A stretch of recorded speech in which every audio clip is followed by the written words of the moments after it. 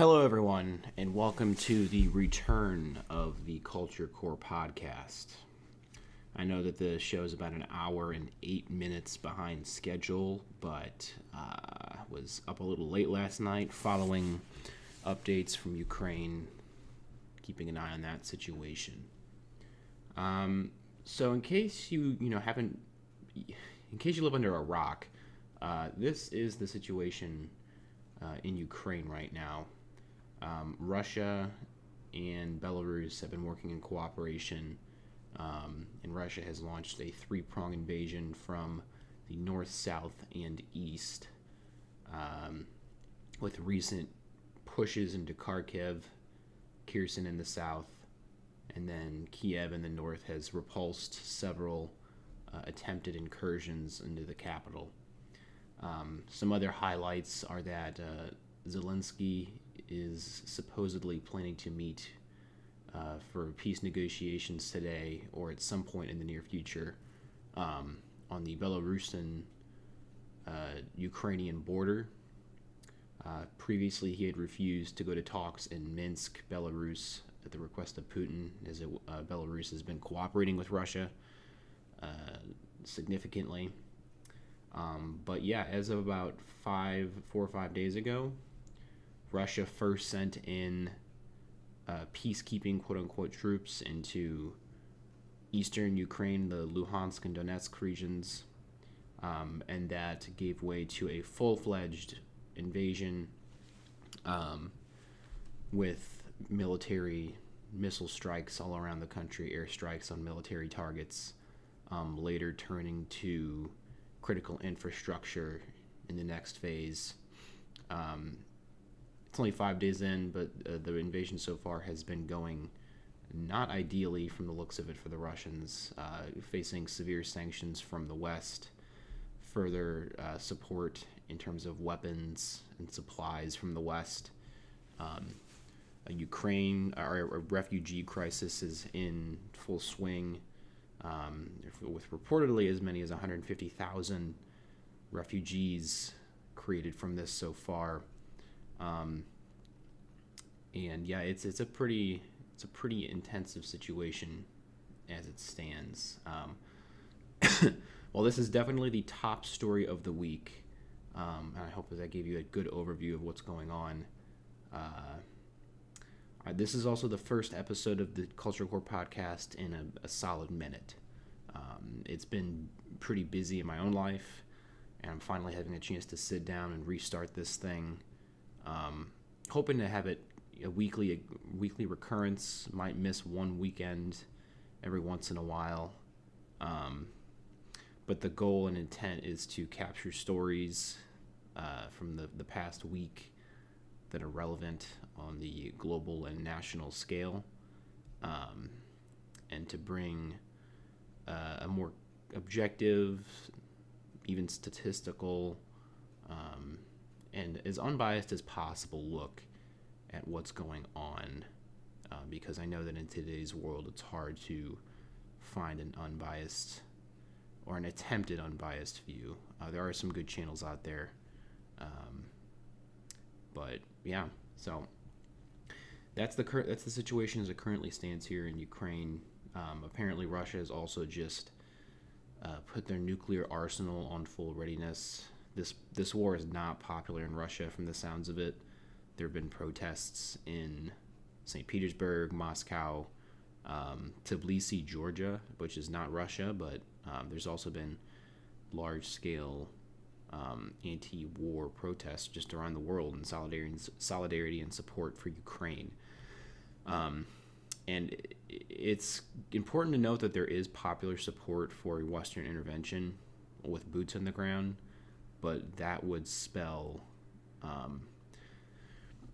a lot of bad things in terms of what Russia would react, and in terms of Russia's nervousness with security issues. But one point I wanted to make before jumping into this was, while there are significant concerns with the NATO, with Ukraine joining NATO, Zelensky himself has actually brought up the idea of keeping Ukraine neutral and not pursuing a relationship or a partnership with NATO, which is something that Georgia has done. Georgia is a country that Russia invaded in 2008. So this, just to avoid death and suffering, I think Zelensky of Ukraine, who, by the way, is a BAMF for fighting on the front lines of his troops, respect there,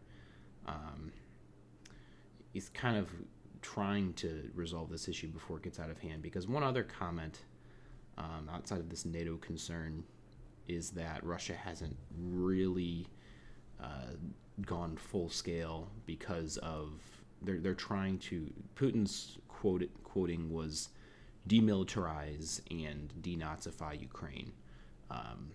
So the targets have been primarily military, but there has been a mobilization of the civilian force left behind.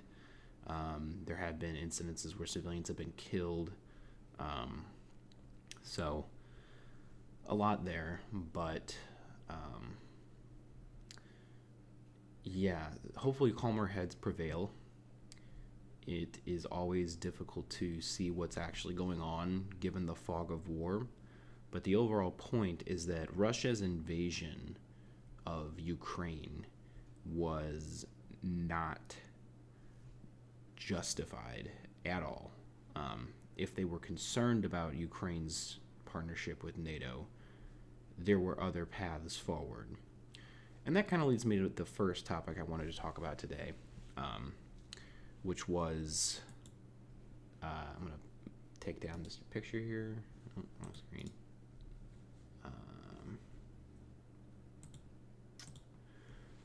So I saw this picture on Twitter, and this is Putin holding up Tulsi Gabbard. Someone's photoshopped both of their faces onto Stalin, I think, and some kid. But just a tweet that she had made was a little, how do you say? First of all, I want to make some comments about my own previous stances on Tulsi Gabbard. Previously, I had been in support of her views on U.S. Withdrawal from unending conflicts abroad, which are not necessary at all. But beyond that point, I don't think that we hold too much in similarity. Just a lot of shiftiness in her positions as well. One thing I just went to her Twitter page and immediately disagreed with was not the Constitution, but she had a tweet about, yes, this one, our freedom comes from God. As an American who doesn't have a belief in a God, everything she says after this, first of all, this statement alone is not true. Our freedom comes from the way that our government is set up and allowing people to have personal freedoms. God and religion have typically not been associated with freedoms. So a lot of loaded issues with that piece. But I'm getting sidetracked. That just a point that I disagree with her on. But she made a tweet on when this whole thing kicked off, which was just kind of shocking. Because clearly Putin was in the wrong, right? And maybe there are some good points that the West should have beforehand not gotten involved with Ukraine and said, hey, we're not even considering Ukraine as a NATO ally. But all this situation has done is ramp up Western solidarity and encourage other Ukrainian neighbors, nice screenshot, to side with NATO and show interest in NATO. So Sweden and Finland now are showing interest, which wouldn't have happened at all before. NATO spending is going up, so this has really just stoked the fire. I've gone back too far.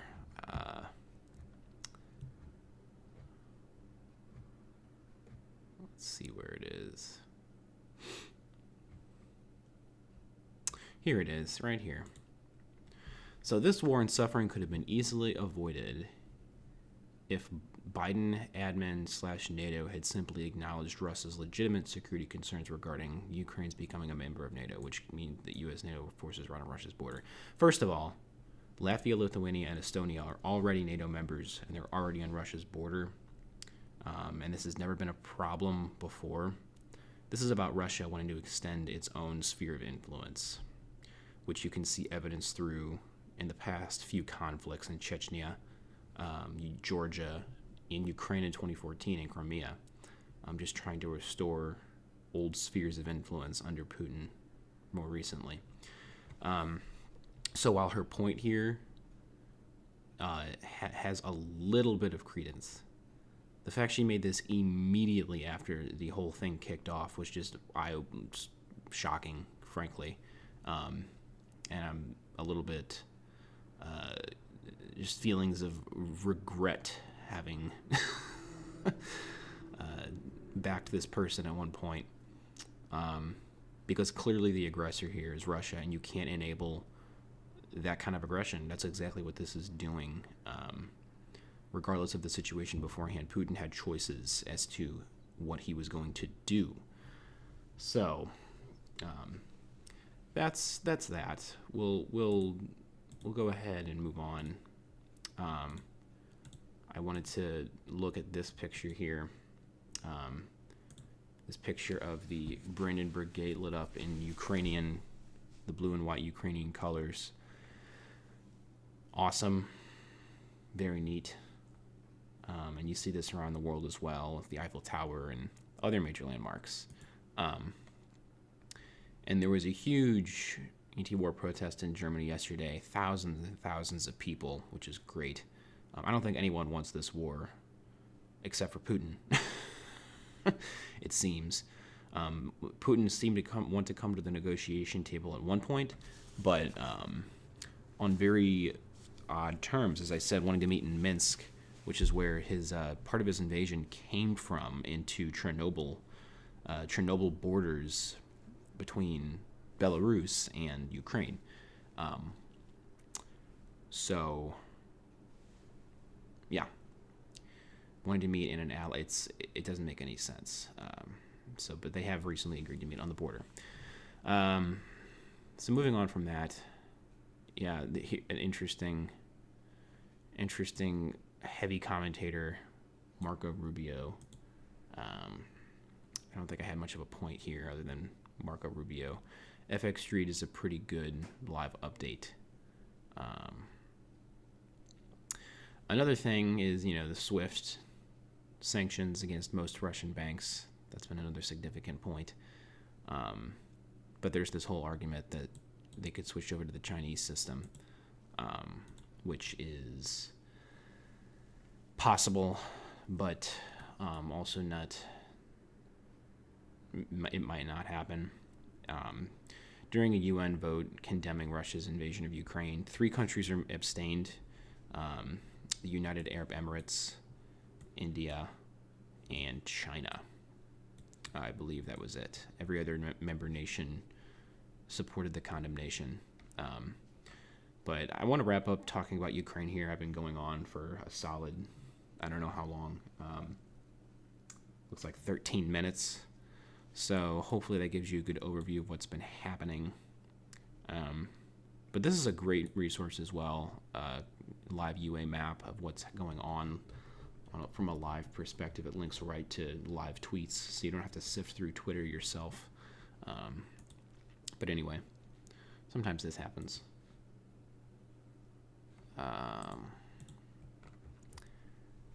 Yeah, this is not quite up to date. But yeah, just showing what's going on in Ukraine. Hopefully peace is brokered soon. The longer this war goes on, the worse the situation gets for Russia. One possible future of the many right now, which is unsettling because conflicts like these can spiral into global affairs. I'm not privy to the fact that Taiwan could be targeted simultaneously with this Ukraine distraction. Quite honestly, it's a huge. Lots of attention has been paid to this in the past, week. But one of the potential futures is the Dnieper River being the new border, potentially. And if that would be the case, then you'd have you would have Russia getting exactly what it didn't want from this outcome, which is a heavily pro-NATO nation right on its border, its new border on the Dnieper River. But hopefully that doesn't happen. Hopefully peace can be brokered. It's doubtful that these regions will ever become Ukrainian because they do have significant Russian populations in them. But yeah, that's the so what for this week on Ukraine. Noticed an interesting article from South America. So as Texas is becoming more conservative and banning abortion, Colombia, South America. Excuse me one second.